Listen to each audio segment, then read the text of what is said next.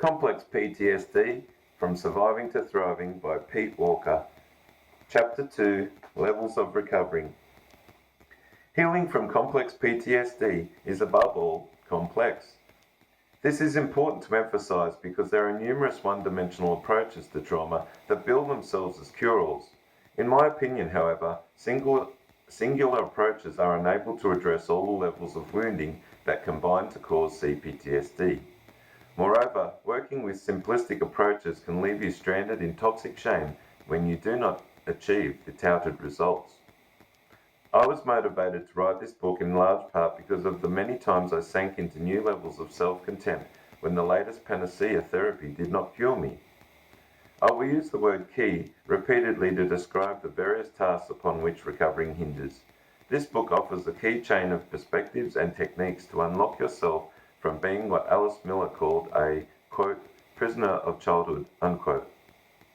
Abusive and abandoning parents can endure and abandon us on many levels: cognitive, emotional, spiritual, physical, and relational.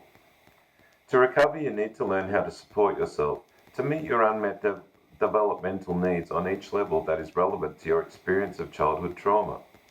This chapter is a brief overview of the many tasks involved in CPTSD recovery. These tasks are explored at greater length in Part 2.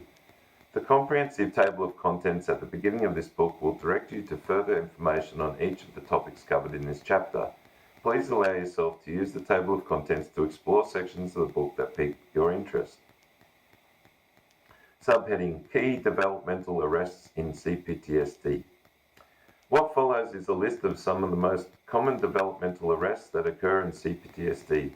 You may find that you experience a diminishment or absence of these key features of healthy human being. Typically, survivors will vary on which and how many of these arrests relate to them.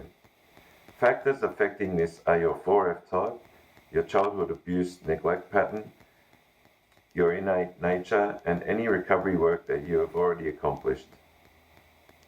Self-acceptance, clear sense of identity, self-compassion, self-protection, capacity to draw comfort from relationship, ability to relax, capacity for full self-expression, willpower and motivation, peace of mind, self-care, belief that life is a gift, self-esteem, self-confidence. My efforts to nurture myself in these arrested areas of development were limited and spoiled in early recovery by a feeling of resentment. Quote, "Why do I have to do this?" unquote, was a common internal refrain. Resentment that should have been directed toward my parents often boomeranged onto me and spoiled or thwarted my efforts at self-nurturance. Thankfully, ongoing recovery work helped remedy this resentment. It taught me to practice self-care in the spirit of giving to a child who needed and really deserved to be helped. I find it helpful to approach developmental arrest from the viewpoint of novelist David Mitchell's quip that, quote, "Fire is the sun unwinding itself out of the wood," unquote.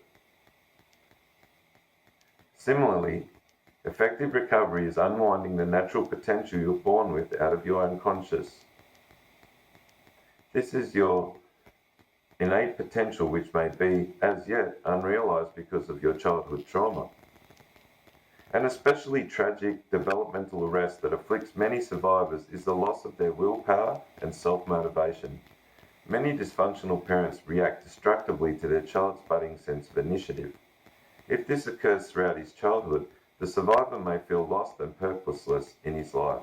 He may drift through his whole life rudderless and without a motor. Moreover, even when he manages to identify a goal of his own choosing, he may struggle to follow through with extended and concentrated effort. Remedying this developmental rest is essential because many new psychological studies now show that persistence, even more than intelligence or innate talent, is the key psychological characteristic necessary for finding fulfillment in life. I've worked with many survivors stranded in this form of adult helplessness.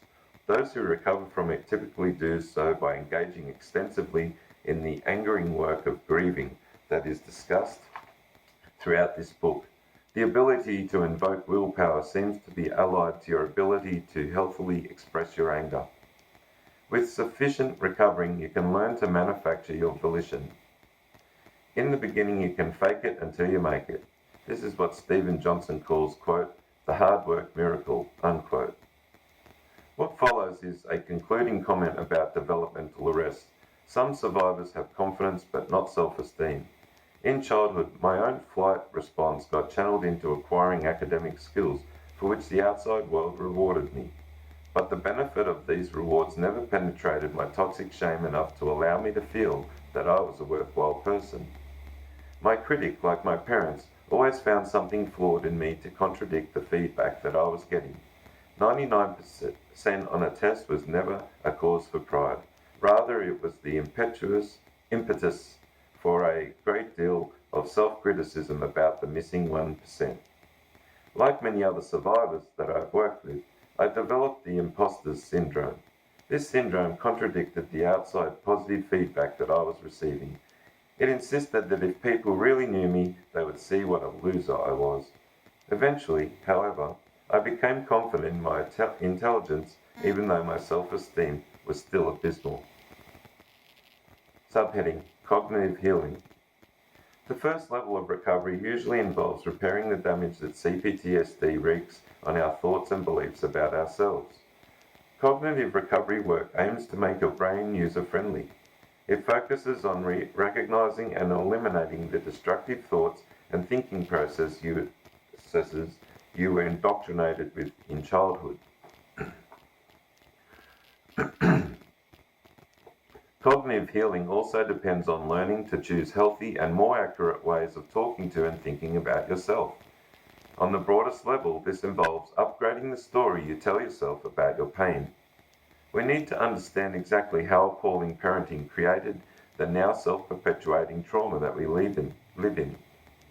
We can learn to do this in a way that takes the mountain of unfair self-blame off ourselves. We can redirect this blame to our parents' dreadful child-rearing practices. And we can also do this in a way that motivates us to reject their influence so that we can freely orchestrate our journey of recovery. This work then requires us to build a fierce allegiance to ourselves. Such loyalty strengthens us for the cognitive work of freeing our brains from being conditioned to attack so many normal parts of ourselves. Cognitive work is fundamental to helping you identify from the self-hating critic which your parents inculcated you with. As I am writing this, my son's friend synchronistically tells him, quote, "This Lego creature I made spreads brain attack and eats away at the person," unquote. I marvel at this synchronicity and think, quote, "What a fitting image for the trauma-inducing parent," unquote. Subheading: Shrinking the critic. Early abuse and abandonment forces the child to merge his identity with the superego, the part of the child's brain that learns the rules of his caretakers in order to get and maintain acceptance. However, because acceptance is impossible in the CPTSD engendering family, the superego gets stuck working overtime to achieve the impossible, perseverating on finding a formula to win over her parents. The child eventually embraces perfectionism as a strategy to make her parents less dangerous and more engaging. Her one hope is that if she becomes smart, helpful, pretty, and flawless enough, her parents will finally care for her. Sadly, continued failure at winning their regard forces her to conclude that she is fatally flawed. She is loveless, not because of her mistakes, but because she is a mistake. She can only see what is wrong with or missing in her. Anything she does, says, thinks, or imagines, or feels has the potential to spiral her down into a depressed abyss of fear and toxic shame. Her superego fledges into a full-blown traumatic-inducing critic.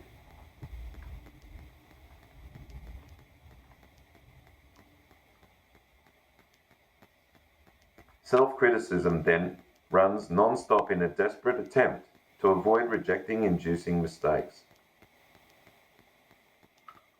Sorry, I'll say that again. Self-criticism then runs non-stop in a desperate attempt to avoid rejection-inducing mistakes. Drasticizing becomes obsessive to help the child foresee and avoid punishment, and worsening abandonment. At the same time, it continuously fills her psyche with stories and images of catastrophe. The survivor becomes imprisoned by a jailer who will accept nothing but perfection. He is chauffeured by a historical driver who sees nothing but danger in every turn of the road.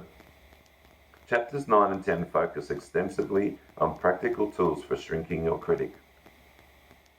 Subheading: The developmentally arrested healthy ego. Over time, the critic becomes more and more synonymous with the survivor's identity. The superego morphs into a totalitarian critic that trumps the development of a healthy ego. The ego develops later than the superego. Quote, ego, unquote, contrary to popular usage, is not a dirty word. In psychology, the term ego represents what we typically mean when we use terms like my, quote, self, unquote, or my identity. The healthy ego is the user-friendly manager of the psyche. Unfortunately, PTSD-inducing parents thwart the growth of the ego by undermining the development of the crucial egoic process of self-compassion and self-protection. They do this by shaming or intimidating you whenever you have a natural impulse to have sympathy for yourself or stand up for yourself. The instinct to care for yourself and to protect yourself against unfairness is then forced to become dormant. Subheading: Psychoeducation and Cognitive Healing. Becoming psychoeducated about PTSD is the first level of addressing this poisonous indoctrination of your mind against your healthy ego. When you intricately understand how antagonistic your parents were to your healthy sense of self, you become more motivated to engage in the self-help process of rectifying their damage. The more you identify their damage, the more you know what to fix. This is essential because without a properly functioning ego, you have no center for making healthy choices and decisions. All too often, your decisions are based on the fear of getting in trouble or getting abandoned, rather than on the principles of having meaningful and equitable interactions with the world. You can learn to gradually replace the critic's toxic perspective with a viewpoint that supports you in your life and that stops you from unnecessarily scaring yourself. You are free now as an adult to develop peace of mind and a supportive relationship with yourself. A self-championing stance can transform your existence from a struggling survival to a fulfilling sense of thriving. You can begin right now by inviting your instincts of self-compassion and self-protection to awaken and bloom in your life. Cognitive healing may have begun or be reinforced by reading what has preceded this. Hopefully, you are having some epiphanies about what is at the core of your suffering. Some readers may have been searching for cognitive answers for years, and through their reading and therapy already created a sizable foundation for doing this work. At the same time, those who have only tried a cognitive behavioral approach, CBT, to their healing their trauma may feel a great resistance to hearing that cognitive work is important. If you are like me, you may have been introduced to it in a way that promised more than it could be delivered. Cognitive tools are irreplaceable in healing cognitive issues, but they do not address all levels of our wounding. They are especially limited in addressing emotional issues, as we'll see below. In early recovery, the psychoeducation piece of cognitive work typically comes from the wisdom of others, teachers, writers, friends, and therapists who are more informed on this subject than we are. When psychoeducation reaches its most powerful level of effectiveness, however, it begins to morph into mindfulness. Subheading: Mindfulness. Psychologically speaking, mindfulness is taking undistracted time to become fully aware of your thoughts and feelings so that you can have more choice in how you respond to them. Do I really agree with this thought, or have I been pressured into believing it? How do I want to respond to this feeling? Distract myself from it, repress it, express it, or just feel it until it changes into something else? Mindfulness is a perspective that weds your capacity for self-observation with your instinct of self-compassion. It is therefore your ability to observe yourself from an objective and self-accepting viewpoint. It is a key function of a healthy, developed ego, and it is sometimes described as the observing ego or the witnessing self. Mindfulness is a perspective of benign curiosity about all of your experience. Recovery is enhanced immeasurably by developing this helpful process of introspection. As it becomes more developed, mindfulness can be used to recognize and disidentify from beliefs and viewpoints that you acquired from your traumatizing family. I cannot overstate the importance of becoming aware of your inner self-commentary. With enough practice, mindfulness even eventually wakens your fighting spirit to resist the abusive refrains from your childhood and to replace them with thoughts that are self-supportive. Mindfulness also helps you to establish a perspective from which you can assess and guide your own efforts of recovery. Chapter 12 contains detailed instruction for enhancing mindfulness, as do the writings of Stephen Levine, Jack Cornfield, and John Kabat-Zinn. Finally, it is important to note that mindfulness tends to develop and expand in a progressive manner to all levels of our experience: cognitive, emotional, physical, and relational. Mindfulness is essential for guiding us at every level of recovery, and we will examine this principle more closely throughout the book. Subheading: Emotional Healing. Traumatizing parents do as much damage to our emotional natures as they do to our thinking processes. Consequently, there is a great deal of recovery work that needs to be done on this level. This is especially true because the damage our wider society also does to our emotional natures. Subheading: Recovering the Emotional Nature. This section is an updated version of an article I wrote in 1991. I originally wrote it as a prelude to my first book, The Tale of Fully Feeling, and it was written as an appeal to the general public to understand the consequences of trying to sanitize one's emotions. Thankfully, the response I received encouraged me to complete that book, which is a guide to overcoming the familial and societal damage meted out on children's emotional life. The survivor who is seeking a healthy relationship with his emotional being will strive to accept the existential fact that the human feeling nature is often contradictory and frequently vacillates between opposite polarities of feeling experiences. It is quite normal for feelings to change unpredictably along continuums that stretch between a variety of emotional polarities. As such, it